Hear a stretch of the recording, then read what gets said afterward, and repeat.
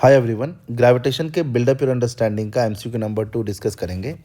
इस क्वेश्चन में ये हमारा अर्थ है और अर्थ के सेंटर से r0 डिस्टेंस पर एक वुडन रॉड है जिसका length l equal to 10 metres है। इसका लेंथ l है, अभी l मान लीजिए। इस रॉड के लेफ्ट एंड से x0 डिस्टेंस पर इसमें एक बीड है, जो बीड बिना किसी फ्रिक्शन के इस रॉड में स्लाइड कर सकता है। It is free to slide. Rod और बीड दोनों पर सिर्फ अर्थ के वजह से लगने वाले ग्रेविटेशनल फोर्स को कंसिडर करना है।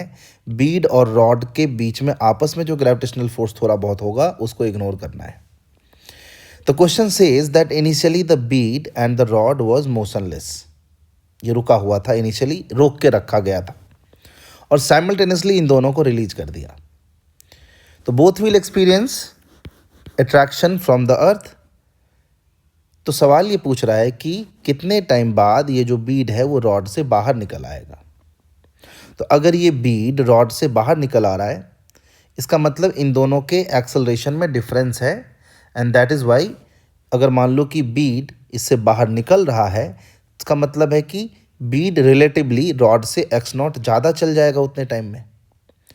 तो ये सब चीज़ एनालाइज करने के लिए हमें बीड और रॉड का एक्सेलरेशन ही चेक करना पड़ेगा। ये r0, x0, l, all the information, radius of earth, acceleration due to gravity, ये सब दिया हुआ है। तो सबसे पहले अगर हम इस पे लगने वाले ग्रेविटेशनल फोर्स को देखें रॉड के ऊपर, तो रॉड का जो लेंथ है l, इस पूरे लेंथ में हर जगह g का वैल्यू सेम नहीं होगा।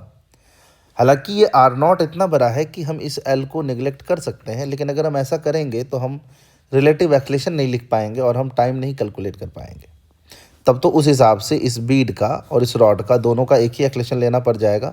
अगर हम इग्नोर करते हैं एल को तो x0 को भी इग्नोर कर देंगे और बीड और रॉड का तो तब एक ही एक्लेशन हो जाएगा। तो वी कैन नॉट इवेलुएट कि कितने देर बाद ये बीड बाहर निकलेगा। तो ये लेंथ का और इस x0 का फैक्टर, तो इस x0 का टर्म तो आना ही चाहिए एक्सेलरेशन में, तभी रिलेटिव एक्लेशन हम लिख पाएंगे और टाइम निकाल पाएंगे। तो मैंने सोचा कि इस रॉड पर लगने वाला gravitational force due to earth निकालते हैं। तो इस रॉड के इस एंड से, लेफ्ट एंड से x डिस्टेंस पर जाकर हमने कंसिडर किया dx। इस dx में लगने वाला फोर्स निकालेंगे। तो इस dx में रॉड का जो मास होगा वो होगा m/l dx। अगर हम रॉड के मास को m मान लें तो m/l will become mass per unit length into this length will give you the mass of this dx length of the rod. अच्छा, इस पर्टिकुलर जगह पर जिसका दूरी सेंटर से r0 प्लस x है, जो एक्लेशन ड्यू टू ग्रेविटी होगा यानी ग्रेविटेशनल फील्ड इंटेंसिटी होगा अर्थ के वजह से, अर्थ के मास को m मान लिया, वो होगा gm बाई दिस डिस्टेंस का स्क्वायर यानी r0 प्लस एक्स स्क्वायर।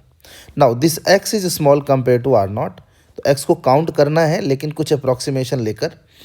तो इसमें से क्या किया, r0 स्क्वायर बाहर कर दिया, तो यहाँ बचा 1 प्लस एक्स बाई r0 का स्क्वायर। इसको ऊपर ले आया, तो इस टर्म को ऊपर ले आएंगे तो पावर -2 आ जाएगा। और क्योंकि x0 बहुत छोटा है r0 के कंपैरिजन में, तो बाइनोमियल अप्रॉक्सीमेशन ले लेंगे तो ये आ जाएगा हमारा 1 माइनस 2x बाई r0 और बाहर ये gm बाई r0 स्क्वायर। ये मुझे क्या मिला, लेफ्ट एंड से x डिस्टेंस पर g का वैल्यू।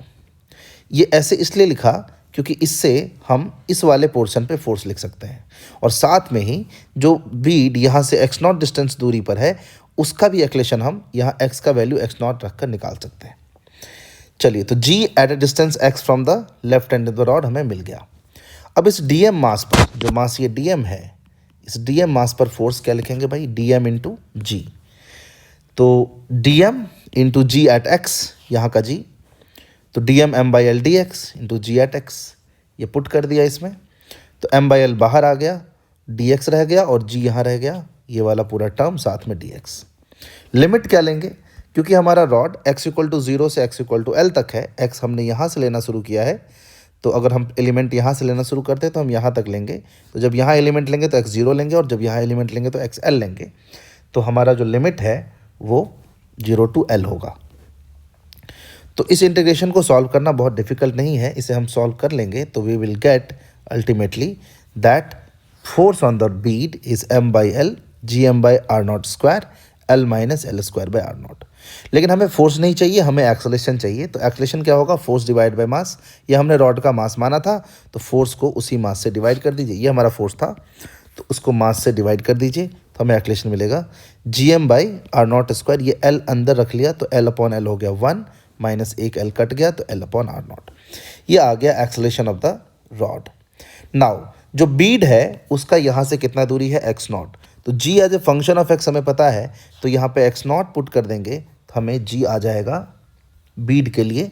तो acceleration of the bead will be actually g due to earth at the location of the bead, क्योंकि what will be force on the bead, अगर बीड का mass m not है तो m not into g at x not divided by m not करेंगे तो ये g एट x not ही आ जाएगा ना। तो GM by are not square 1 minus 2x not by are not, ये आ गया एक्सेलरेशन ऑफ द बीड। अब बात ये है कि ये आर नॉट तो फिक्स नहीं रहेगा, क्योंकि ये रॉड भी स्लाइड करेगा और बीड भी स्लाइड करेगा, तो ये आर नॉट तो बदल रहा है ना, ये आर नॉट तो चेंज हो रहा है। लेकिन फिर भी ये आर नॉट का अगर आप लेंथ देखें तो ये बहुत बड़ा है, इतना बड़ा है कि जितना टाइम लगेगा इस बीड को बाहर आने में, उतने टाइम तक के लिए रॉड का जो डिस्प्लेसमेंट है और बीड का ऑब्वियसली जो डिस्प्लेसमेंट है वो उतना ज़्यादा नहीं है कि हम इस आर नॉट के इफेक्ट को कांस्टेंट ना मान सकें। दैट मीन्स जितना देर तक, जितना टाइम लगेगा इस बीड को निकलने में, उतनी देर में ये रॉड जितना भी डिस्टेंस मूव किया, उस डिस्टेंस मूव करने के बाद जो नया डिस्टेंस अर्थ के सेंटर से हो रहा है आर, वो आर नॉट से बहुत ज़्यादा डिफरेंट नहीं होना चाहिए। ये सोचकर हमने मान लिया कि यही एक्सेलरेशन रॉड का कांस्टेंट रहेगा जब तक बीड बाहर नहीं आ जाता, और बीड का भी यही एक्सेलरेशन कांस्टेंट रहेगा जब तक वो बाहर नहीं आ जाता। अब जब इस एक्सेलरेशन ऑफ बीड को आप देखेंगे तो इसमें देखिए ये x नॉट है और ये r नॉट है। r नॉट है कहाँ, 4 लाख किलोमीटर, 4 इंटू 10⁸ मीटर, और ये कितना है भाई x नॉट, 2 सेंटीमीटर। तो ये बहुत ज़्यादा ही छोटा है इसके कंपैरिजन में, तो इसको हम नेग्लेक्ट कर सकते हैं। और जब इसको नेग्लेक्ट करेंगे तो अप्रॉक्सीमेटली जो हमारा वैल्यू आएगा वो आएगा GM by are not square. तो इसको भी कांस्टेंट मान लीजिए और इसको भी कांस्टेंट मान लीजिए, और जब दोनों को कांस्टेंट मान लेंगे तो आपको ये समझ आ जाएगा कि जो एक्सेलरेशन ऑफ बीड है, it is slightly more than acceleration of the rod, and that will help this bead to come out of the rod. तो अगर इसका एक्सेलरेशन है a bead और इसका एक्सेलरेशन है a rod, तो रिलेटिव एक्सेलरेशन की वजह से ही ये बाहर निकलेगा। तो रॉड के रिस्पेक्ट में बीड को कितना चलना पड़ेगा extra, x naught to come out. तो रिलेटिव सेपरेशन जो कवर करना है वो x नॉट है, और दोनों साइमल्टेनियसली रिलीज हुआ तो दोनों का इनिशियल वेलोसिटी 0 है। तो हम half a relative into t square को x नॉट लिख सकते हैं, और a relative will be acceleration of the bead minus acceleration of the rod. तो इसमें से जब आप इसको माइनस करेंगे तो what you will get is, ये वाला टर्म कट जाएगा यहाँ से, you will get GML by are not cube. तो half a relative GML by are not cube into t square is x not.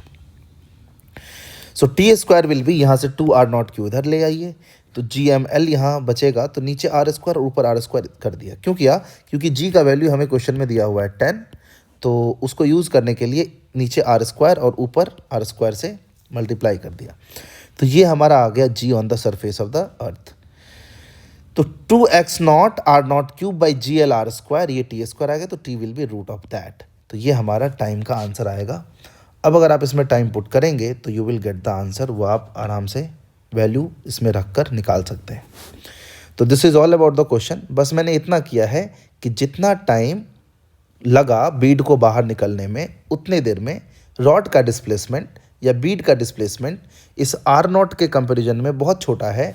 That is why हमने मान लिया कि more or less the distance of the rods left end from the centre of the earth remains equal to or not. Are not नहीं रहता, वो बदल जाता है, लेकिन तब भी हम अगर आर नॉट लेकर सॉल्व करें तो बहुत ज़्यादा अंतर नहीं आना चाहिए, और ऐसा मानने पर हमारा आंसर जो गिवन आंसर है उससे मैच कर रहा है। So this is all about the question. Thanks for watching.